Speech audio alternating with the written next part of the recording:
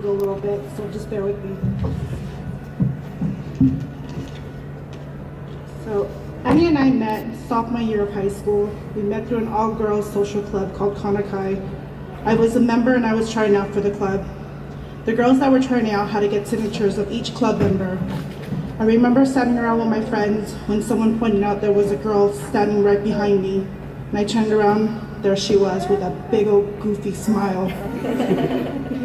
And she said, "Hi, I'm Annie." I thought to myself, wow, what an interesting girl. Little did I know, 14 years later, I would be standing here. There's a quote, and it goes, "Good people are like candles. They burn themselves up to give others light." That's Annie. Annie has a special place in my heart. She's always been that friend who's never judged me. She's always accepted me for who I am. She's been there through the good, the bad, and the ugly. When I'm that dark cloud, she's always that silver lining. She's the most optimistic person I know. At times, it can be very endearing, and other times, not so much. But what I can say is she has a heart of gold and the most unselfish person I know. When Annie talked about John for the first time, she had that big goofy smile again, the smile that I haven't seen in a while. I will admit I was a little skeptical, but someone that can make her smile like that, I had to meet. When I first met John, I still wasn't sure, but it wasn't until the first TET festival. It was so hot, and I remember you were working in the ticket booth. And I made this comment, and I said, "Oh, you're such a trooper." And it's what you said. You said, "I will do whatever I need to do to help her." That's when I knew you were a keeper. But the icing on the cake was on my birthday last year, when we all went to the karaoke bar. And you sang Fergalicious. And I was very impressed. Hands down, 10 points. To me, it's easy to love someone, but to like them is a different story. But these two, they genuinely like each other. They're the perfect match. They're both weird, they're both goofy, they're both awkward, and loving, caring, kind, and compassionate people. Thank you for letting me be part of something so special and so dear, especially to my best friend that I love so much. Congratulations to you too.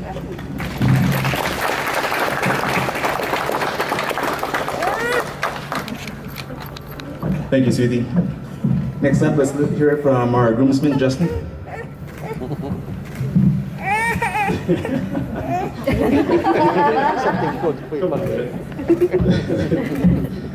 Good afternoon. For those of you who don't know me, my name is Justin, and I've known John since high school. Let's see here.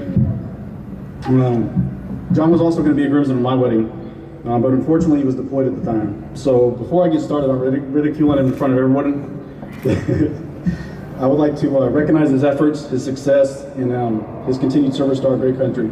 So everyone give this man a round of applause.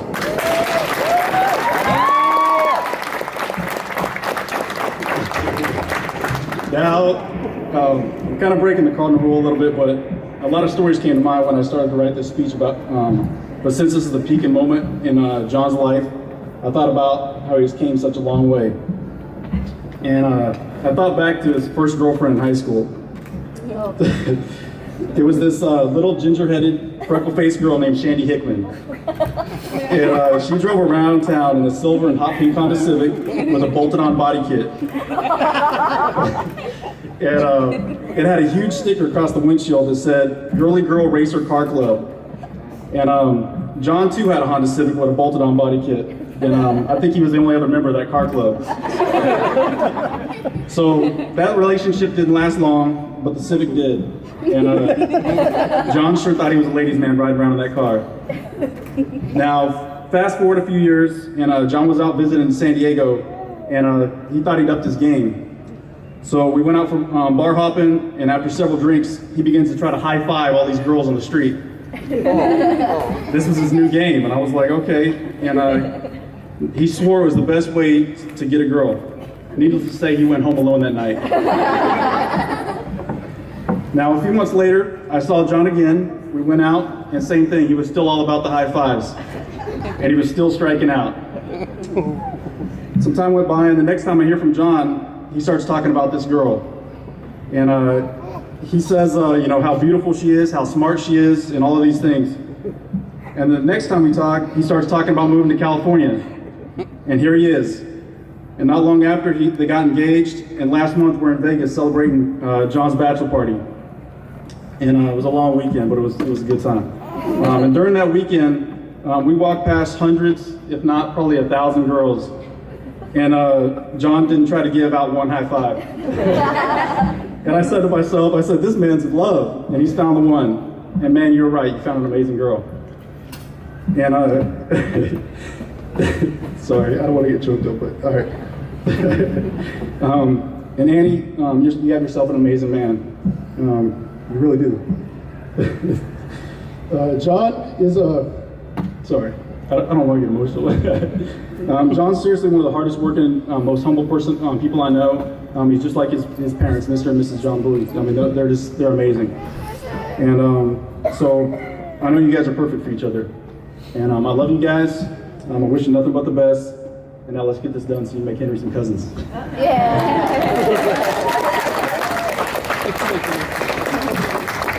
Thanks, Justin. That was good. Next up, we have Michelle. Hi everyone, my name is Michelle, and it's such an honor to be here to celebrate the joining of Annie and John. Thank you to all of my bridesmaids and groomsmen for all your hard work in making today special, and thank you for everyone for attending today and traveling and sitting in this humidity. I've known Annie since 7th grade. Optimistic, generous, and motherly. Those are a few words that describe her. She cut my food and made sure I was fed when I had braces and couldn't chew properly. She makes all of us eat our fruits and veggies all the time. She even eats the stems from my broccoli and the pickles from my sandwiches, because honestly, who likes those? I've known Annie since 7th grade, and we've been through quite a lot. They say what happens in Vegas stays in Vegas, but in this case, this wasn't the case for Annie and John. Having been there from the beginning, from when they first met at the music festival in Vegas to 1 month later at our high school reunion homecoming game. Annie told me at that time that she was smitten with John, and she asked if it was possible to fall for someone so deeply, so quickly, and so soon. I remember the time that both of you took out of your busy schedules to fly back and forth from Kansas to California, California to Kansas, back and forth, even if it was just for a brief weekend.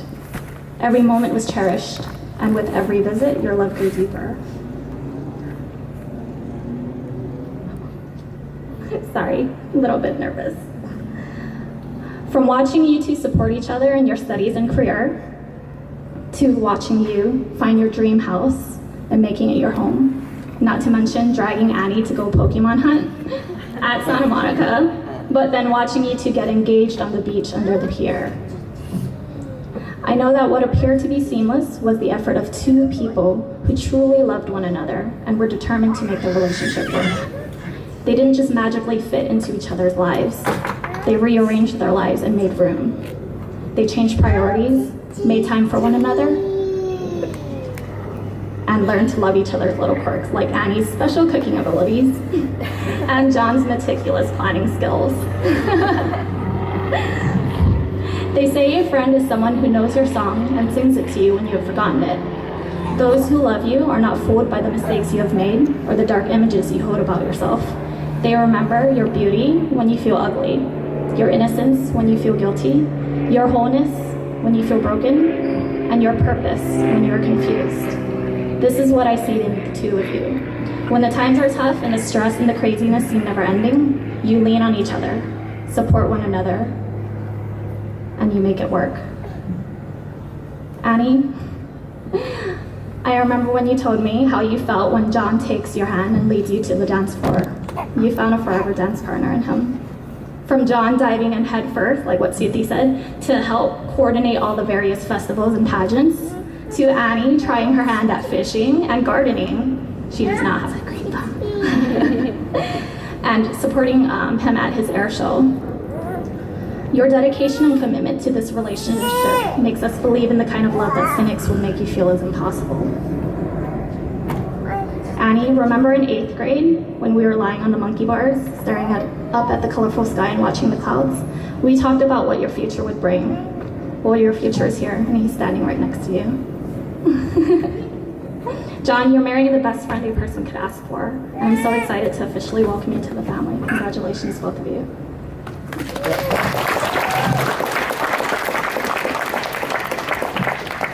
Very touching words, Michelle. What? Ready? You're up next. Forgive my composure. I don't have the hair like you guys to hold the sweat. All right. So my name is Cole Cow. Oh, good afternoon, everybody. I just want to speak about myself a little bit. I have a really large family. Grew up with a very, very large family in a very, very tiny town. I mean, some of my family's over here and they took up 2 rows already. That's just a fraction of them.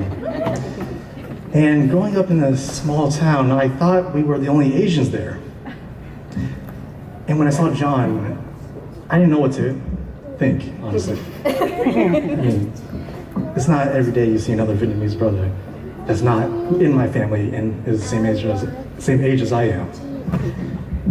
So I met John in freshman in high school. We had freshman seminar together. And whenever the teacher did roll call, I heard his name. Bowie. What? A Vietnamese guy? He's probably thinking the same thing. Gao? What? And we looked at each other during roll call. You know, him with his spiky hair and creeper mustache. Me with my spiky hair and long luscious bangs. You know, if that stare didn't call for friendship, I didn't know what else was. You know, back then, John had this awesome little car, this little white gem of his. We'd always cruise Main Street, you know, hang out Sonic, road trips, fishing trips, this and that. I honestly thought I was hanging out with the coolest guy in the world. I remember this one time, there's this one guy that, you know, sorry, lost my spot. Pressured him into racing, there you go. He pressured him into racing, but with the type of car that he had, we knew that he was gonna lose. But we were growing up in the Fast and Furious era. So whenever you're being called out, it was, yes, you gotta race. So he did it anyways. You know, all hope was against him. He lined up, they revved their engines, but he won. That's a surprising thing. Everybody cheered, everybody was in awe. It was astonishing. It was a pivotal moment for John and his car. You know, it's just, thinking about it now, it was just funny to me, just because I'm not a car guru or anything, but who puts nitrous in the stock 2001 Honda Civic? 2002, I'm sorry. You know, John and I had many awesome adventures together. As the years went by, I saw myself admiring the type of person he was become. My respect for him grew more and more the more we got to know each other. Even after Ricky and I saw him off as he was starting his military career. He was always willing to hit me up, to call me up just to get in touch those many years later. And I respected that quite a bit. But the one thing about John though, there's something seems to be missing. I kept wondering when he was going to find that perfect person to be his equal. Yeah, he's dated here and there, but he was never really in love until he met Annie. Annie and John visited Kansas City one time, a little while ago. First time meeting Annie, I gotta admit, she was great, gorgeous, great personality. She told me about herself and her family, very outgoing, very self-dedicated, very strong-willed. I mean, she spoke perfect Vietnamese. I was like, holy crap, John is dating this Vietnamer. What the heck? Now, this is great for John, though. I mean, the way they looked at each other all weekend. No other words to describe it, but perfect. So I brought John and Andy to a club in Kansas City once. This was the first time I knew John was serious about Andy. He said something to me that he's never said about anyone else. She's the one. You know, when he said that, that was a +1 respect to him, yeah. I respect him much more after that. It was just something out of his character, something profound, something just awesome. It was just really respectable. The night went on, he started losing more and more points because he kept on saying it over and over again. And I was like, oh my God, John, geez, she's great, I know. You know, all kidding aside, John, you've been a great friend to me for over a decade now. Thanks for all the great memories we had together. Annie, thank you for filling that void that I've seen in John many years before your relationship. You filled it perfectly, and I've never seen John be happier. I can tell he's extremely happy, and I can tell he smiles every time he mentions you on the phone. John and Annie, I wish the two of you the most loving lives together.